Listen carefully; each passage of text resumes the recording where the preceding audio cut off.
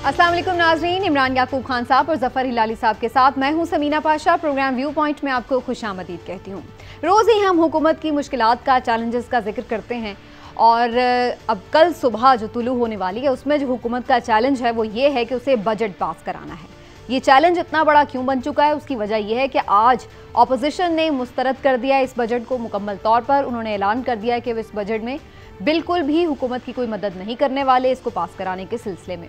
दूसरी जानिब जो हुकूमती इत्तेहादी हैं वो भी कुछ बिगड़े बिगड़े नज़र आते हैं, उनके तेवर भी कुछ ठीक नहीं है। हमने देखा कि काफ लीग ने आज वज़ीर आज़म इमरान खान के इशाइये में शिरकत नहीं की। BNP पहले ही अपने रास्ते जुदा कर चुकी है। तो नंबर गेम चूँकि पहले ही कौमी असम्बली में बहुत क्लोज है, तो सवाल यही पैदा हो रहा है कि क्या कल हुकूमत अपना बजट पास करवा पाएगी या नहीं पास करवा सकेगी, और अगर ऐसा ना हुआ तो क्या फिर मामला वोट ऑफ नो कॉन्फिडेंस की तरफ जाएगा। क्या सिचुएशन बनेगी ये जानना बड़ा ज़रूरी है। पहले इससे में इसी हवाले से बात होगी, कौन सा इत्तेहादी कहाँ खड़ा है और कैसे मानेगा। कुछ अंदर की बातें आज आपको ख़ास तौर पर बताएंगे। थोड़ा आगे बढ़ेंगे तो बात करेंगे, मवेशी मंडियाँ लगाने की इजाज़त तो दे दी गई है SOPs के तहत, लेकिन वो कितने मुफीद साबित हो सकते हैं और उन SOPs पर किस हद तक अमल दरामद मुमकिन हो पाएगा, जायज़ा लेने की कोशिश करेंगे। आगे बढ़ेंगे तो के इलेक्ट्रिक की वजह से जो कराची के शहरी परेशान हैं, कुछ उनकी मुश्किलात का भी जिक्र करेंगे कि आखिर क्या वजह है, इतनी लंबी लोड शेडिंग क्यों हो रही है, कि इलेक्ट्रिक क्यों नहीं संभाली पा रही ये सारी लोड शेडिंग को, क्या वजूहात हैं, उसके हवाले से भी कुछ तज्ज़िया शामिल होगा। तो आप सबको मैं खुशामदीद कहती हूँ प्रोग्राम में। और जैसे कि मैंने जिक्र किया कि सबसे पहले बजट के हवाले से बात है, नंबर गेम बड़ा क्लोज है। तो सवाल अपने एनालिस्टों के पास ले जाने से पहले मैं थोड़ा सा आपको नंबर गेम के हवाले से बता दूं कि अगर हम नज़र डालें तो कौमी असम्बली में जो 342 का ऐवान है उसमें जो जनरल सीट्स हैं वो 272 हैं, लेकिन चूँकि उसमें वोटिंग तो ओवरऑल सीटों की बुनियाद पर होती है तो उसमें 342 ही कंसिडर होंगे। इस हवाले से मैं आपको बता दूं कि जनाब जो पाकिस्तान तहरीक इंसाफ की कोएलिशन गवर्नमेंट है उसके पास 179 यानी 179 सीट्स हैं इस वक्त, और जो अपोजिशन है उसके पास 161 सीट्स हैं। एक जो रुकन है वो इंडिपेंडेंट है, वो किसी की तरफ भी नहीं है। अब जो मैंने अपोजिशन की आपको सीट्स बताई हैं 161, इसमें BNP भी शामिल है। अच्छा जी, इसके साथ साथ मैं आपको ये भी बता दूं कि PMLQ की 5 सीट्स हैं, यानी 5 वोट हैं उनके। और अगर हम 179 में से 5 माइनस भी कर देते हैं, अगर काफ लीग भी ना शामिल होती तो तब भी हुकूमत ये बजट पास करवाने की पोजीशन में है, जब तक कि उसके कुछ और इत्तेहादी उसे छोड़ नहीं देते। लेकिन क्या ये मामला इतना ही सादा है? हम तो ये भी सुन रहे थे कि हुकूमत की अपनी जमात में भी कुछ मसले मसाइल चल रहे हैं।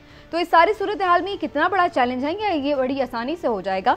आइए ज़रा यही सवाल लेके चलते हैं इमरान साहब की तरफ। इमरान साहब, इशाइये भी तुम्हें कि कौन शामिल हुआ या कौन शामिल नहीं हुआ, और जो शामिल नहीं हुआ वो क्यों नहीं हुआ। लेकिन पहले ये तो बताएं कि बजट तो आसानी से पास हो जाएगा। फैसल वावडा तो कहते हैं जिन्होंने पहले भी तरमीमें भी पास करवा दी और जिन्होंने पहले सेनेट इलेक्शन में भी हमने देखा अब चेयरमैन भी नहीं अपना ये तो चेंज करवा सके, तो आप देखिएगा बजट भी पास हो जाएगा। बिस्मिल्लाहिर्रहमानिर्रहीम। पहली बात तो ये कि BNP अभी अपोजिशन सीटों पे नहीं बैठी, वो भी वहीं बैठे हैं। तो दूसरी बात ये जो आपने कहा, तो बजट अप्रूव हो जाएगा, फिक्र ना करें। अच्छा, हाँ, बजट मंजूर किसकी हो मदद जाएगा। से? अच्छा, ये तो बता दें किसकी मदद से? जिसकी मदद से भी होगा, अल्लाह की मदद से। अल्लाह की मदद से हो जाएगा, अल्लाह के नेक बंदों की मदद से हो जाएगा। इमरान खान से भी हो जाएगा, फरिश्ते की भी मदद करेंगे और इमरान खान जो है वो बजट मंजूर कराने में कामयाब हो जाएंगे, ये कोई इशू नहीं है। ठीक है। अच्छा, अब ज़रा ये बता दें कि बजट तो आप कह रहे हैं मंजूर हो जाएगा, लेकिन इशाइये में वो तमाम लोग जो बजट मंजूर कराने की तो बात कर रहे हैं वो शामिल क्यों नहीं हुए? काफ लीग के ऊपर बड़ा सवालिया निशान है, क्योंकि उन्होंने आज इशाइये में तो शिरकत नहीं की, तो वो बजट में वोट देंगे बजट के लिए, और क्यों उन्होंने शिरकत नहीं की? आज क्या इन्हें कोरमा और मटर चावल का सादा मेन्यू पसंद नहीं आया? वो आपने सुना हुआ कि शेर के वो बुलाएं तो क्या तमाशा हो, अच्छा, हम ना जाएं तो क्या तमाशा हो। ओए मेरे ख्याल ना जाने से ज्यादा तमाशा हो जाए। वो बुलाएं तो क्या तमाशा हो, हम ना जाएं तो क्या तमाशा हो, ये किनारों से खेलने वाले डूब जाएं तो क्या तमाशा हो। तो बात ये जो ये काफ लीग का और दूसरे लोगों का मामला है ना, ये इतना बिल्कुल आप समझ लें कि नया नहीं है, एकदम से नहीं है। अंदर की खबर सुन लें। हमारे वाकफान आल जो कह रहे हैं, हमारे वाकफान आल के मुताबिक, चौधरी बरादरान के इंतहाई करीबी ज़राए के मुताबिक, फ्रॉम हार्सिस माउथ आप ये समझ लें कि चौधरी बरादरान का ये कहना है कि जनाब ये साल बाद इन्हें याद आता है, पूरा साल इन्हें याद नहीं आता कि हम भी हैं। ये अपने इत्तेहादियों को इस तरह से भूल के बैठे हुए थे। अच्छा। तो हम तो खुद माशाल्लाह से बड़े अच्छे मेहमान नवाज हैं और पूरा पाकिस्तान हमारी मेहमान नवाजी की तारीफ करता है। हमने ये जो अपने हाँ इशाइया दिया हुआ था, जो आज अभी उनके हाँ हो रहा है इशाइया, उसमें हमारी इतलात के मुताबिक बलोचिस्तान अवामी पार्टी के 5 लोग, असलम बोतानी साहब और GDA के कुछ लोग शामिल हैं। तारिक बशीर चीमा साहब ने जो आज इशाइया रखा है, और उनका कहना ये है, चीमा साहब का ये कहना है कि जी ये मुझे इन्होंने असम्बली में, दोस्त हम क्योंकि इकट्ठे बैठते हैं, उन्होंने कहा था तो हमारा इतवार का पहले ही तय था। अच्छा।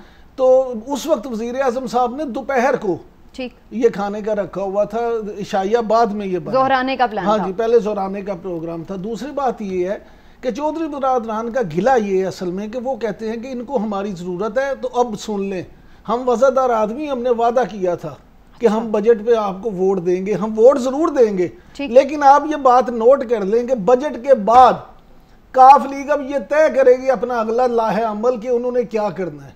आया उन्होंने इमरान खान साहब के साथ रहना है या इनसे अलग होना है, इनकी मदद करनी है या नहीं करनी। अब इससे भी अगली खबर आपको सुना दूं, हमारे वाकफान हाल के मुताबिक PTI के खुद 1.5 दर्जन के करीब, हिलाली साहब 1.5 दर्जन के करीब PTI के ऐसे मेंबरान जिनको खास तौर पे ये कहा जाता है कि उन्हें जहांगीर खान तरीन के करीबी लोग समझा जाता है और जनूबी पंजाब से जिनका ज्यादा ताल्लुक है, उन्होंने ये फैसला किया था कि वो इस बजट में वोट नहीं देंगे। अच्छा। हाँ, अंदर से फॉरवर्ड ब्लॉक बगावत हो गई थी। बगावत आपके इसको नाराजगी के जो भी के, जाहिर है लेकिन फिर 1.5 दर्जन अगर वो हैं तो बजट तो पास नहीं होता। फिर इमरान खान के करीबी हमदर्द लोगों ने, ताकतवर हलकों ने उनको बुलाया और उनको समझाया और उनको कहा बच्चू ऐसा ना करो, तुम वोट दो, इमरान खान को अभी तुम्हारे वोट की जरूरत है। फिर उन्होंने ये कहा कि अच्छा जी हम वोट कर देते हैं लेकिन ये हमारे साथ अच्छा नहीं कर रहे। ठीक। और हमारे जराये के मुताबिक आप चेक कर लें, PTI के बहुत से लोग आज ऐसे भी होंगे जो आज प्राइम मिनिस्टर के इशाइये में शरीक नहीं हुए। ठीक। वो वोट तो कर देंगे लेकिन बुनियादी चलें, यानी मतलब ये है कि बजट तो पास हो जाएगा लेकिन बहुत सारी तलवारें हैं जो ऊपर लटकना शुरू हो गई हैं। हिलाली साहब, नाजुक वक्त लग रहा है ये तो इस लिहाज से, आप क्या देख रहे हैं सर? हर कोई अपनी अपनी गेम खेल रहा है या ये बस सब धक्का लगने की बात है, यानी जो हुकूमती दीवार है वो बहुत कमजोर होती चली गई है, इसका मतलब है? नहीं, ये धक्का तो जैसे इमरान ने बिल्कुल सही कहा था कि धक्का नहीं, ये वोट करेंगे, मगर बिल्कुल उसका असेसमेंट और उसका इंफॉर्मेशन जो है वो बिल्कुल सही है। बड़े लोग नाराज हैं और मजे की बात यह है कि इमरान खान को पता है बड़े लोग नाराज हैं। जब वो कराची आया था किसी को जिक्र किया था कि अगर हमारे साथ, समझिए कि वो, मैं क्या इंडिकेट करूं कि अगर हम अंपायर नहीं होते तो जो कोएलिशन पार्टनर्स को छोड़ें अपने लोग भी शायद उनके लिए आते नहीं और वोट नहीं करते। ये उसको पता है कि ये he is not a good politician, ये इसको आता नहीं है इस किस्म के पॉलिटिक्स, गिव एंड टेक, मिलना, बात करना, उनको एक तरफ रखना, ये नहीं है। Is not a deal maker. तो ऐसा होना ही था जो हो रहा है। और वाकई जो लोग कह रहे हैं, जो दूसरे लोग हैं उसके पार्टी के और मुख्तलिफ पार्टीज के जो कोएलिशन एलाइज हैं, उनका फर्ज है, उनका हक बनता है भाई कहने कि तुमने क्या करते हो, तुम पूछते ही नहीं हो। जैसे कल मैंने एग्जांपल दिया था कि ये सब ओहदे जो हैं आप लोग किसको बांटे हुए हैं, वो रजाक दाऊद को दिया हुआ है और असिस्टेंट्स को, अनइलेक्टेड लोगों को। मगर ये एक तरफ की कहानी। लेट्स टॉक, ये जो लोग हैं कोएलिशन पार्टी के, इनको थोड़ा सा एग्जामिन करें ना, इनको 2-4 सवाल क्यों नहीं हम पूछें। अब मिसाल के तौर पे अख्तर मेंगल साहब को मैं कहना चाहता हूं, आप तो स्टेट ऑफ एजुकेशन क्रिटिसाइज करते हैं, मगर जब आप चीफ मिनिस्टर थे और जब आपके वालिद साहब चीफ मिनिस्टर थे, आपने तो अपने इलाके में भी एक कॉलेज नहीं लगाया। और ये जो BLA पार्टी है जिसका आपका भाई है, बलूचिस्तान लिबरेशन आर्मी, जो आपका भाई है, जो हमारे फौजियों को मारते हैं, उनके खिलाफ लड़ते हैं, ये लॉ एंड ऑर्डर आप कंप्लेन करते हैं और आपका भाई is the leader of BLA और वो स्कूलों को जलाता है। ये इस किस्म की कंप्लेंट्स हैं आपकी। व्हाट काइंड ऑफ अ मैंने किधर खड़े हुए हैं आप? दूसरी बात, शाहजैन भुगती साहब नाखुश हैं। एक जमाना था जब वो अपने कॉन्स्टिट्यूएंसी में नहीं जा सकते थे। आज वो तो डिनर में आए हैं, तो अनाउंस तो किया। अब भूख लगी होगी उनको, मगर अनाउंस पहले तो किया था ना कि मैं नहीं आ रहा हूं। तो मैं ये कहना चाहता हूं कि आप भी अपना थोड़ा सा सोचें, आपको इलेक्ट कैसे हुए और आपके भाई एमपीए कैसे बने। देखिए, और शहबाज शरीफ साहब, पहले तो बिलावल को उन्होंने कहा था कि हाँ ये वो, but then is having second thoughts. क्यों सेकंड थॉट्स? सबको पता है क्यों सेकंड थॉट्स। सही। और चौधरीज को मैं ये कहूंगा कि आप खाने पे नहीं आ रहे हैं, ठीक है, और आप में एक कहते हैं आपके बारे में कि आप छुरी पीठ में नहीं भोंकते हैं मगर छाती में भोंक देते हैं आप कभी कभी। तो कहने की बात यह है कि इनका जो प्रॉब्लम है ये सिर्फ मूनिस का नहीं है, ये है पावर के बारे में। इमरान खान कुछ पावर शेयर नहीं कर रहा है इनके साथ। और फाइनली मैं कहूं एमक्यूएम, उनको तो पता है ना मक्खन रोटी पे कौन लगाता है उनका, तो वो ऑर्डर के लिए ठहरे हुए हैं। मगर इमरान खान एक फॉर्चुनेट आदमी है, lucky man, he is the lucky man कि उसके साथ एस्टैब्लिशमेंट खड़ी हुई है। नहीं तो मेरे ख्याल में कुछ नहीं। और बिल्कुल इमरान ने ठीक किया। ठहरे बजट के बाद फिर देखें क्या होता है इनके साथ। बिल्कुल सही। लेकिन यहाँ पर एक सवाल बड़ा इंपॉर्टेंट है इमरान साहब, कि ये कुछ इसमें से बहुत सारी जमातें, खुद एमक्यूएम, खुद क्यू लीग, ऐसी जमातें हैं जिनकी इमरान खान साहब खुद तनकीद करते रहे, बहुत ज़्यादा करते हैं, हमने देखा माजी में। तो कहीं ऐसा तो नहीं है कि चूंकि इमरान खान साहब दिल से कभी उनको उस तरह से वैल्यू ही नहीं देते और एक पास्ट है उनका, जाहिर है कि वो उन्हें इतना करीब ही नहीं रखते, इसलिए वो उनसे ना मुशावरत करते हैं दिल से। शायद अभी भी वो बहुत साफ नहीं है, बस कोएलिशन तो बन गई है किसी ना किसी तरह, किसी ना किसी के कहने पे, लेकिन दिल से चूंकि वो रिश्ता बनाया नहीं तो इसलिए वो इम्पोर्टेंस भी नहीं देते। उसका इजहार हमें नज़र भी आ जाता है जगह जगह पे। देखिए, इमरान खान साहब के जो इत्तेहादी हैं ना, वो क्या कहते हैं, जो इमरान खान साहब का सबसे बड़ा मसला वो बयान करते हैं, वो ये कहते हैं कि इमरान खान साहब का सबसे बड़ा मसला ये है कि वो किसी पे एतमाद नहीं करते।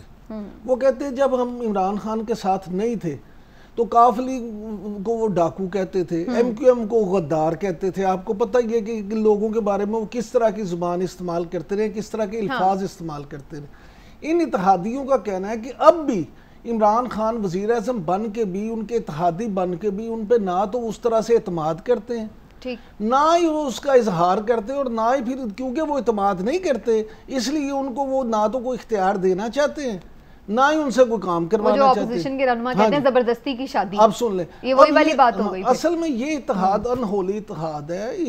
ये आप देखेंगे किसी वक्त भी इसका बीच बाजार में। वैसे इमरान साहब, ये भी तो वजह हो सकती है ना कि चूंकि अब सबको दिख रहा है, सब देख रहे हैं कि 2 साल हो गए लेकिन अभी तक गवर्नमेंट कुछ परफॉर्म नहीं कर पा रही और बहुत शदीद तनकीद की जद में है, तो कहीं ऐसा भी तो है कि इत्तेहादी ये देख रहे हैं कि भाई इनकी नाकामियों का बोझ हमें उठाने की क्या ज़रूरत है, तो अभी से खुद को फासले पे कर लेते हैं ताकि हम तो सेफ हो जाएं, कम से कम अपने हलकों में जाएंगे, कल को हमने फिर अगली हुकूमतों में भी बैठना है, तो वो अपना एक ऑप्शन रखते हैं। समीना, जो पाकिस्तान जैसे कसीरुल कौमी मुल्क होते हैं ना, वहाँ पे सियासत इसी तरह से होती है। ये कोई आप यूरोप की बात करें या दूसरे ममालिक की बात करें ना, जहाँ एक ही कौम है, एक ही तरह के लोग हैं, पढ़े लिखे लोग हैं, वो एक तरह से वोट करते हैं, उन्होंने मफाद को नहीं देखना होता। हमारे यहाँ मुख्तलिफ कौमियतें, मुख्तलिफ लोग हैं, इन्होंने अपने मफाद भी देखना होते हैं, इन्होंने ये भी देखना होता है कि इन्होंने किस बिना पे आगे जाके सियासत करनी है। मैं आज आपको अपनी बात बता रहा हूँ कि मेरी इस वक्त जो सिटिंग मामले खुसूसी हैं एक और वज़ीर आज़म के इंतहाई करीबी लोगों में से समझे जाते हैं, मेरी उनसे मुलाकात हुई, मैंने उनसे पूछा यही कि यार ये क्या मामला है, पीटीआई में इस तरह से क्यों है। उन्होंने कहा जी 4 दिन पहले मेरी वज़ीर आज़म इमरान खान साहब से मुलाकात हुई और मुझे पहली बार इन 2 साल में पहली बार उनके चेहरे पे बेबसी नजर आई। अच्छा, हाँ जी। मैंने कहा फिर, कहते हैं जी मैंने उनसे कहा कि मिस्टर प्राइम मिनिस्टर, इस दफा हमारा इलेक्शन पिछले सिलेक्शन की निस्बत ज्यादा मुश्किल होगा। उसकी वजह यह है कि हम अपने हलकों में उस तरह से काम नहीं कर पाए, हम लोगों को ना नौकरियां दे सके हैं, ना उनके मसाइल हल कर चुके हैं। चलिए, मुझे अब जरा हिलाली साहब का भी कमेंट लेते हैं। हिलाली साहब, आपके कमेंट के बाद फिर मैं ब्रेक की तरफ भी जाऊंगी, मुझे जरा इसको वाइंड अप कर दें। आपको भी ये लगता है कि हुकूमत चूंकि अभी तक किसी महाज पे उस तरह से सक्सेसफुल नजर नहीं आई, तो इसलिए जो कोएलिशन पार्टनर हैं वो भी उनकी नाकामियों का बोझ उठाने के लिए तैयार नहीं है, इसलिए भी सब थोड़ा थोड़ा सा फासला इख्तियार करते चले जा रहे हैं ताकि बवक्ते ज़रूरत फिर अपना रास्ता नापें। देखिए, मैं भी जब बीबी के साथ काम करता था तो उस वक्त 93 से 96 तक वो भी गवर्नमेंट जो था वो एक कोalition गवर्नमेंट था, और बीबी जो थी वो चट्टा ग्रुप और मौलवी फजलुर रहमान के साथ बैठ के उनको हुकूमत करना था। और आप जानती हैं कि मौलवी फजलुर रहमान के साथ बैठ के काम करना आसान नहीं है, उसके डिमांड्स अजीब से होते हैं और वेरीज एंड हर किस्म के डिमांड्स होते हैं। तो मुझे पता है कि उन्होंने कितने टाइम इनके साथ स्पेंड करती थी चट्टा के साथ बैठ के, और उसको खुश करने, इसको खुश करने। मुझे बार बार बुला के कहती थी फलाने को, इसके आदमी को एम्बेसडर लगा दो इधर, फलाने को उधर एम्बेसडर लगा दो, इसको ये एजेंसी दे दो, उसको वो एजेंसी दे दो। देखिए, बात असल ये होता है जब आप कोएलिशन में होते हैं, you have to look after your partners. और अगर आप उनके साथ टाइम नहीं बैठेंगे और नहीं बात करेंगे, वो कहेंगे यार हमने खामखा इसको हमने क्यों सपोर्ट किया। और दूसरे तरफ से नवाज ग्रुप है, एक पावरफुल ग्रुप है, हर किस्म का आपको इंसेंटिव उधर से आ रहा है कि तुम हमारे साथ आओ, क्या क्या हम नहीं देंगे। तो ये काम जो है पॉलिटिशियन का काम, ये Imran Khan knows nothing, he knows nothing about it. वैसे आज तो उन्होंने एक छोटी सी एफर्ट की है वैसे डिनर विनर पे इनवाइट करके, वरना तो वो इतना तकल्लुफ भी नहीं करते। सुमीना, अभी तो अपोजिशन जो है ना वो तैयार, वो आपने ख्वाजा साद रफीक की 3-4 दिन पहले तकरीर नहीं सुनी, उन्होंने कहा हम नहीं अभी इंटरेस्टेड, वरना हम तो जब चाहे इनको गिरा दें। तो बात ये हालात इस तरह के हैं, इस वक्त हालात इस तरह के हैं कि अभी तो कोई बंदा भी ये अपने सर पे लेने को तैयार ही बिल्कुल सही है। चले जी, इसी पॉइंट पर एक ब्रेक लेते हैं और ब्रेक से वापस हैं। तो जो मुश्किल हालात का जिक्र हो रहा है, जाहिर है उसमें एक कोरोना भी बड़ी मुश्किल है, जिसमें जाहिर है कि मईशत भी मुतासिर है और सेहत भी मुतासिर है, और हुकूमत की अभी तक की पॉलिसी यही है कि दोनों को साथ लेकर चला जाए। आगे मवेशी मंडियां भी खुलने की इजाज़त दी जा रही है। ये इजाज़त कितनी अक्लमंदाना फैसला है, जायज़ा लेते हैं एक ब्रेक के बाद।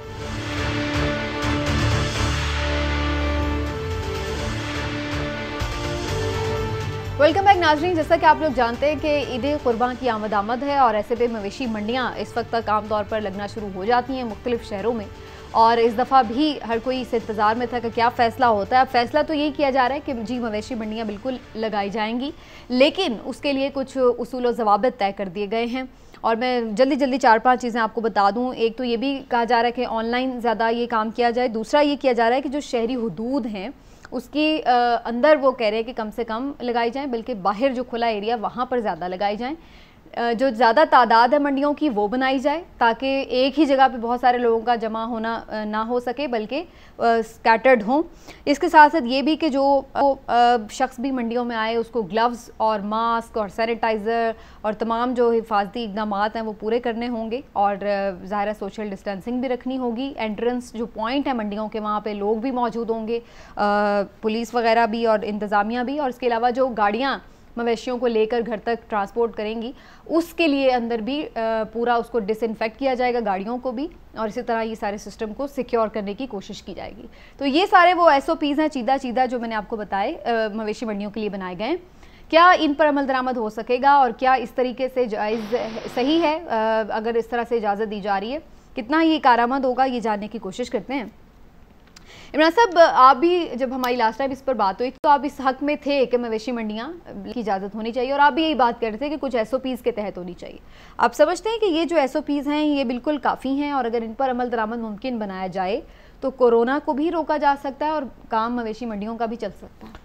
जी बिल्कुल, मैं इस हक में था और अब भी मैं इस हक में, और मैं समझता हूँ कि अच्छा फ़ैसला ये कि हुकूमत ने मंडियाँ लगाने का फ़ैसला किया। लेकिन इसमें सबसे अहम बात यह है कि ये दोबारा वो एपिसोड रिपीट ना हो जो रमज़ान के आखिर में हुआ था कि मार्केटें खुली और तूफ़ान बदतमीज़ी हो गया। उसके लिए हुकूमत को क्या चाहिए? हुकूमत को ये चाहिए कि सिर्फ़ और सिर्फ मैनेजमेंट पे ना रहे, बल्कि अपने MPs और MNAs की ड्यूटी लगाए कि हर मंडी में वो भी जो हर मुतलका लोग हैं वहाँ मौजूद हों, और जो SOPs पे अमल यकीनी बनवाएं, ताकि ये जितनी सख्ती होगी उतना ही SOPs पे पूरी तरह से अमल हो। बात ये है कि यहाँ ना बात चीज़ें होती हैं जिनको सिर्फ इस बिना पे रद्द कर दिया जाता है कि वो दीनी मामला होता है। आप फैक्ट्रियाँ खोल लें, मस्जिद बंद कर दें, आप ये कर दें वो कर दें। भाई बात ये है कि ये सिर्फ एक दीनी मामला ही नहीं है। आप ये देखें कि सैकड़ों हजारों नहीं लाखों लोगों का रोजगार इससे जुड़ा है।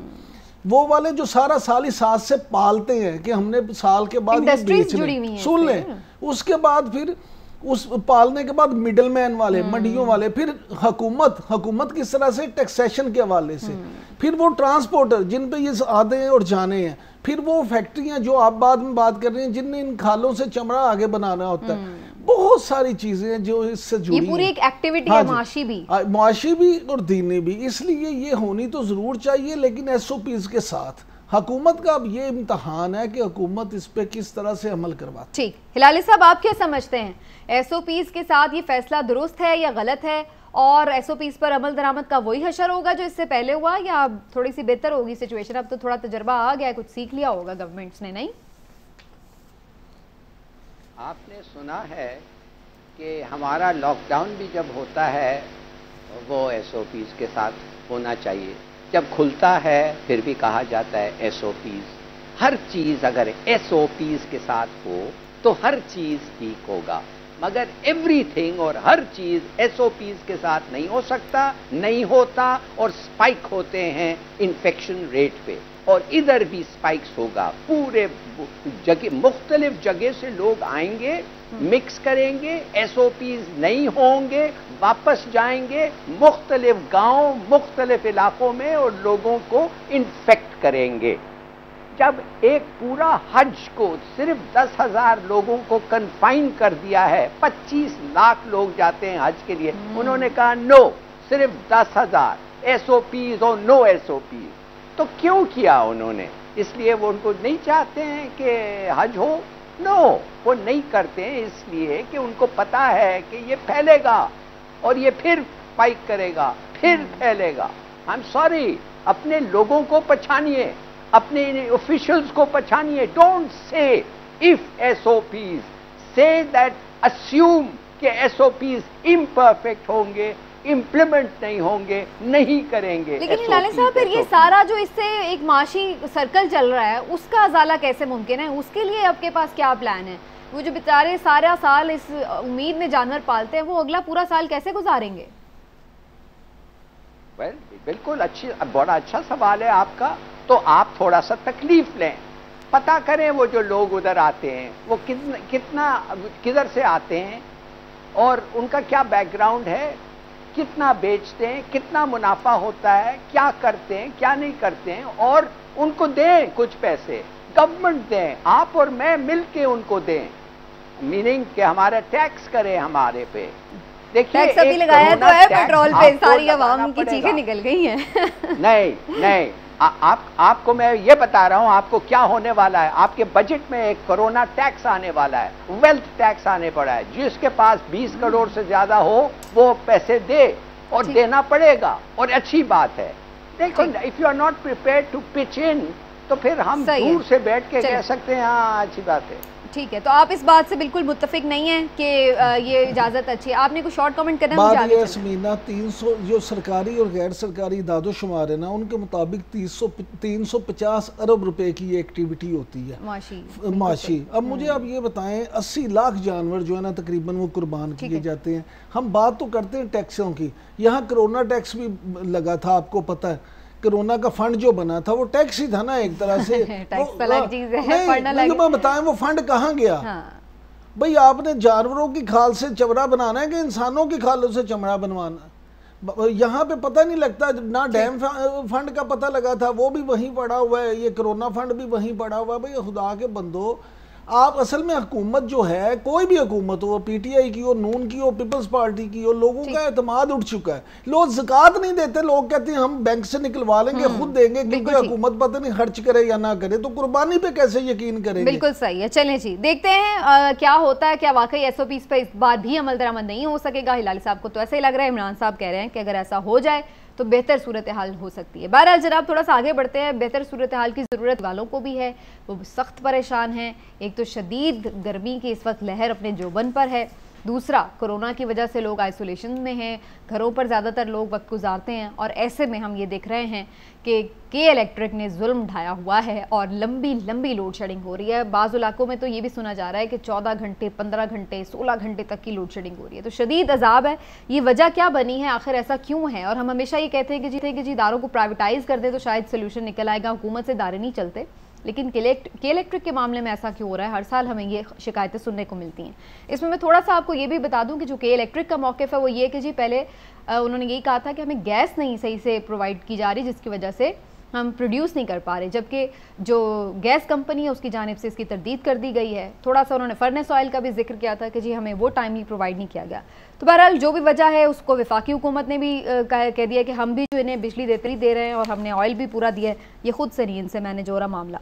क्या वजह है हिलाली साहब से जानते हैं। हिलाली साहब, आप तो खुद कराची में हैं, कितने घंटे की लोड शेडिंग हो रही है आपके यहाँ भी, और जनरली भी जो आपको शिकायतें इधर उधर से आ रही हैं, और क्या सर वजह नज़र आ रही है आपको कि लोड शेडिंग क्यों हो रही है, जबकि बाकी मुल्क में तो हम देख रहे हैं कंपैरेटिवली सूरत हाल बेहतर है, लेकिन के इलेक्ट्रिक से नहीं मैनेज हो पा रहा क्या?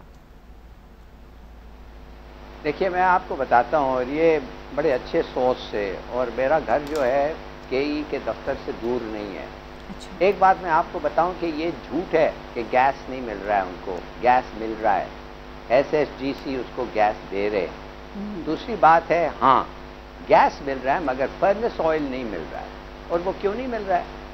इसलिए नहीं मिल रहा है कि जब लॉकडाउन हुआ और इकॉनमी बैठ गई तो गवर्नमेंट ने कहा, जल्दी से ख़त इश्यू किया कि तेल मत मंगवाओ, तेल मत मंगवाओ, इकॉनमी इज गोइंग डाउन और तेल की ज़रूरत नहीं होगी। और दूसरी बात है, यकीन करें कि 70 साल के बाद हमारे पास कोई स्टोरेज कैपेसिटी भी नहीं है तेल का, लिहाजा तेल मत लाओ। अच्छा, फिर जब उन्होंने लिफ्ट किया लॉकडाउन को और इकॉनमी थोड़ी सी पिकअप करने लगी, तो वो उस वक्त उनको सोचना था कि यार इससे पहले हम कहते हैं कि तेल मंगवाओ, इकॉनमी अब हम लॉकडाउन कर रहे हैं, कुछ नहीं किया, दे फॉरगॉट अबाउट इट, या सोचा ही नहीं उसके बारे में। रिजल्ट वाज कि तेल था नहीं। अच्छा, अब आप सोचिए कि केई को गवर्नमेंट ने कहा को अच्छा कोई बात नहीं, हम तुम्हें इलेक्ट्रिसिटी देते हैं। केई ने उनको क्या कहा? उन्होंने कहा भाई सॉरी, हमारा सिस्टम ऐसा है कि हम आपसे और इलेक्ट्रिसिटी ले नहीं सकते। हम बिल्कुल सही। It is pathetic. ये एक इदारे में all the problems of Pakistan exist कर रही हैं, इसलिए। और ये जो बाय द वे ये जो मंडी के बारे में आप बात कर रहे थे, ये क्यों खोला है इन्होंने? आपको पता नहीं पैसे कितने बन रहे हैं भाई, जो इजाजत दे रहे हैं लोगों को, बिल्कुल खा रहे हैं पैसे, लूट रहे हैं पैसे। हर मामले में हमें ये प्रॉब्लम्स नजर आ रही है। ठीक है हिलाल साहब, मुझे एक ब्रेक की तरफ जाना है, तो फिर हम ब्रेक से वापस आते हैं तो फिर इस पर बात करते हैं। यकीनन ये एक सीरियस इशू है और काफी लंबी इस पर बात हो सकती है। एक ब्रेक के बाद नाज़रीन गुफ्तगू आगे बढ़ाते हैं।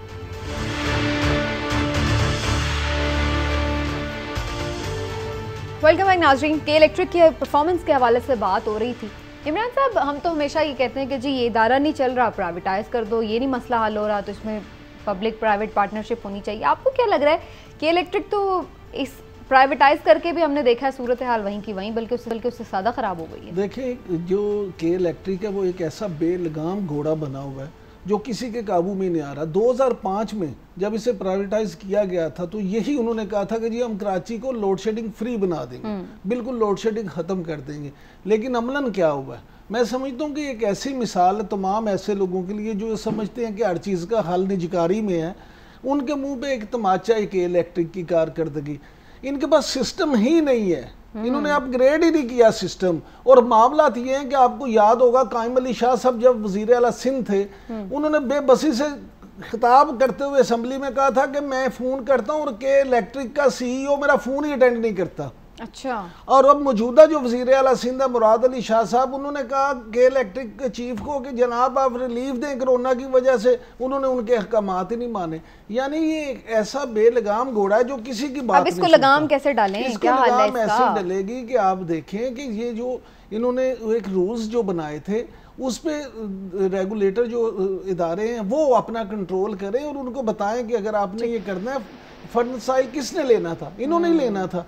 वजारत तवानाई कहती है जी ऑयल तो मिल रहा है इन्हें, इनका सिस्टम रेट नहीं है, ये उस सिस्टम को चला ही नहीं सकते। इनके पास देखें 2800 मेगावाट की है सलाहियत और इस वक्त वहां पे जरूरत 3450 मेगावाट की है कराची में, तो लोड शेडिंग तो होगी। बिल्कुल सही ये उतनी बना ही नहीं पा रहे, और फिर अगर बना लें तो इनकी डिस्ट्रीब्यूशन सिस्टम इतना नहीं है इनका कि ये वो उसके पहुंचा भी सके। हाँ जी, तो आपको ये वापस हो सकता है वैसे कि इसको दोबारा सरकारी तहवील में ही ले लें? ये तो अब वो कानूनी माहिरीन ही बता सकते हैं कि इसमें क्या कॉन्ट्रैक्ट क्या हुआ है। ठीक है, अच्छा जी, लास्टली इसमें ये भी हमें देखना होगा इमरान साहब कि कहीं वफाकी हुकूमत की कोई मैनेजमेंट या कोई ऐसा पॉलिटिकल एंगल तो नहीं, क्योंकि ये भी कहा जाता है कि जी जानबूझ के उनको कभी बिजली की तरसील जो उन्होंने कुछ मेगावाट देनी होती है वो नहीं देते, या जानबूझ के भी फर्नेस ऑयल की फराहमी रोक दी हो कि जी ये अच्छा है वहाँ पे तंग हो, और जाहिर है कि लोग नहीं, ऐसा तो सिंध गवर्नमेंट को ऐसा कोई मसला नहीं है। उसकी वजह ये है कि मैं आपको बता रहा हूँ, वजारत तवानाई ने भी कहा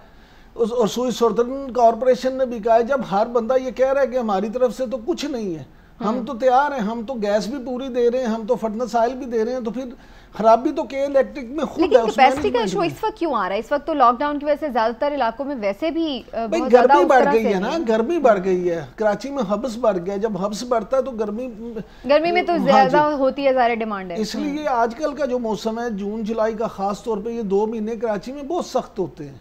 बिल्कुल सही है, तो आपको इसका कोई हल फिलहाल नजर नहीं आ रहा है? मुझे तो लगता है कि जब तक उनको इमरान खान साहब जो बातें करते थे अगर उस तरह सख्ती से ना की, अकाउंटेबिलिटी यहाँ पे भी बड़ी जरूरी है। एक और इम्पॉर्टेंट पॉइंट है नाज़रीन आज हम जिस पे बात करना चाहते हैं वो ये कि इंडिया जहाँ पर चीन से तो उसको मार पड़ी रही है लद्दाख में, लेकिन इसके साथ साथ हम ये भी देख रहे हैं कि वो काफ़ी तैयारी कर रहा है कि कुछ पाकिस्तान को भी आंखें दिखा रहा है। उसके क्या मज़ीद अज़ाइम है और क्यों वो पंगे ले रहा है, कुछ इस पे बात करनी बड़ी ज़रूरी है। हिलाली साहब, क्या आपको नज़र आ रहा है मोदी क्या करने जा रहा है? और बल्कि पहले मैं इमरान साहब का एक कमेंट ले लेती हूँ। इमरान साहब, आप क्या देख रहे हैं? कोई आपको लग रहा है कि ये लद्दाख के मामले पे जो हजीमत हो रही है उसका खमियाजा यहाँ पे निकालने की कोशिश की जाएगी? आपको पता है मोदी बड़ा फाशिस्ट है। जो श्रीनगर में इस वक्त सहाफ़ी हैं, मेरा उनमें से कुछ लोगों से रब्ता हुआ है, उनका कहना है कि जो कारगिल के साथ वाला इलाका है उसमें इंडिया ने स्कूल खाली करवानी है, इंडियन फौज ने, और वहाँ मुकामी लोगों से ये कहा गया है कि आप LPG या जो भी गैस इस्तेमाल करते हैं उसके 2 महीने के सिलेंडर जो हैं वो ज़हीरा कर लें ताकि आपके पास ये मौजूद हो। इसका मतलब ये है कि वो वहाँ पे कुछ करने जा रहे हैं। अब वो चाइना के साथ करते हैं या पाकिस्तान के साथ करते हैं, चाइना से क्योंकि उनकी ठिकाई हो रही है इसलिए मोस्ट प्रोबेबली वो चाइना की तरफ तो शायद ना जाएं, लेकिन अपने अवाम को मुतमिन करने के लिए और अपनी हजमियत मिटाने के लिए वो पाकिस्तान की तरफ ज़रूर कुछ एडवेंचर कर सकते हैं। किस टाइप का एडवेंचर हो सकता है, आप क्या प्रेडिक्ट करते हैं? मैं समझता हूँ जिस तरह का भी हो उन्हें इंशाल्लाह मुंह की खाना पड़ेगी, वो पहले भी करके देख चुके हैं। हमारी पाक अफवाज बिल्कुल तैयार बैठी है। और 5 अगस्त पे होने वाला है, दोबारा से हम देख रहे हैं। आपको लगता है कि पाकिस्तान भी इस हवाले से कोई कदम उठा सकता है? हम भी तो कोई कानून साजी कर सकते हैं या नहीं कर सकते, गिलगित बल्तिस्तान के हवाले से, कश्मीर के हवाले से? देखिए, पाकिस्तान का मौक़िफ़ इस हवाले से बड़ा वाज़ेह है। पाकिस्तान एक अमन पसंद मुल्क है और पाकिस्तान ने अपने अमल से ये साबित किया है। इसलिए पाकिस्तान ने पहले भी आप देखिए एक्शन नहीं था किया, रिएक्शन किया था। अब भी पाकिस्तान इस इंतजार में है कि वो अगर कोई एक्शन करते हैं तो हम इंशाल्लाह उसके रिएक्शन के तौर पे उनका मुंह तोड़ जवाब देंगे। बिल्कुल ठीक है। नाज़रीन, हमारे प्रोग्राम का वक्त अब ख़त्म हो चुका है और कुछ टेक्निकल इश्यूज़, हिलाली साहब लास्ट कमेंट नहीं इसमें ले सके, लेकिन फिर ज़ाहिर है किसी वक्त ज़रूर उनका कमेंट भी शामिल करेंगे। आज के प्रोग्राम से मैं इजाज़त दीजिए। अब इंशाल्लाह आपसे अगले हफ्ते हम मुलाकात करेंगे। अपना फीडबैक ज़रूर दीजिएगा। ख्याल रखिए बहुत सारा। मैं इजाज़त दीजिए। अल्लाह हाफ़िज़।